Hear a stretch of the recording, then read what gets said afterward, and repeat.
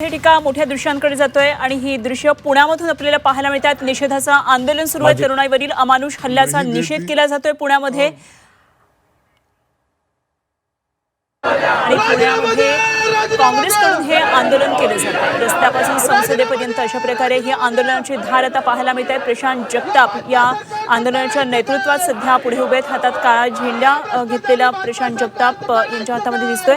तर यामध्ये सत्ताधाऱ्यांच्या विरोधात घोषणा दिल्या जात आहेत। अमानुष हल्ल्याचा विरोध केला जातो आहे।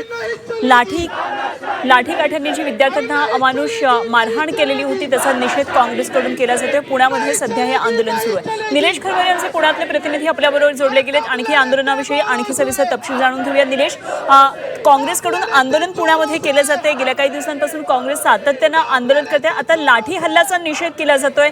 प्रशांत जगताप दिसतात आंदोलनाच्या नेतृत्वात। काय काय नेमक्या सध्या पुण्यातल्या घडामोडी?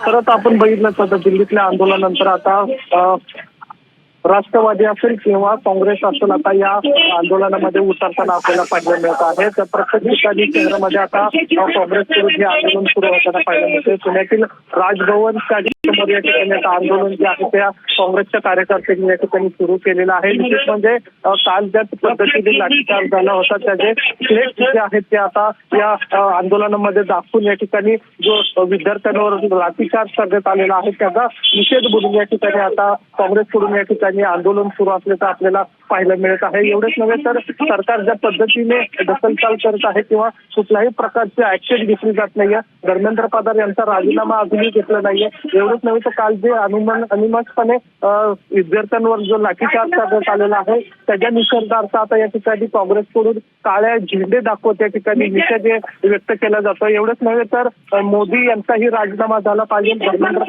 प्रधान यांचा सुद्धा या ठिकाणी राजीनामा झाला पाहिजे अशा घोषणा ज्या आहेत या ठिकाणी दिलेल्या जाताना आपल्याला पाहायला मिळत आहेत। महत्वाचं म्हणजे आता या ठिकाणी राजभवनाबाहेर काळे झेंडे जे आहेत ते दाखवून या ठिकाणी आंदोलन जे आहे ते राष्ट्रवादीने सुरू केलेलं आपल्याला पाहायला मिळतात। या आंदोलनामध्ये आता राजकीय भूमिका जी आहे ती आता पुढे येताना आपल्याला पाहायला मिळत आहे। सातत्याने जर बघितलं तर आपण या ठिकाणी अनेक कार्यकर्ते जे आहेत ते आता या आंदोलनामध्ये सहभागी झालेले आपल्याला पाहायला मिळतात।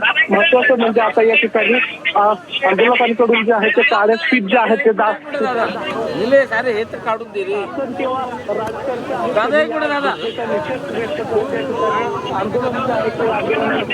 आपल्याला पाहायला मिळतं। आणि बाबा एक मिनिट निलेश खरवरे आमचे प्रतिनिधी आपल्या बरोबर होते। आणि या काँग्रेसच्या नेतृत्वात हे आंदोलन सध्या पुण्यामध्ये सुरू आहे। तर ठिकठिकाणी आंदोलनाची धार आणखी आता तीव्र होताना दिसते आहे।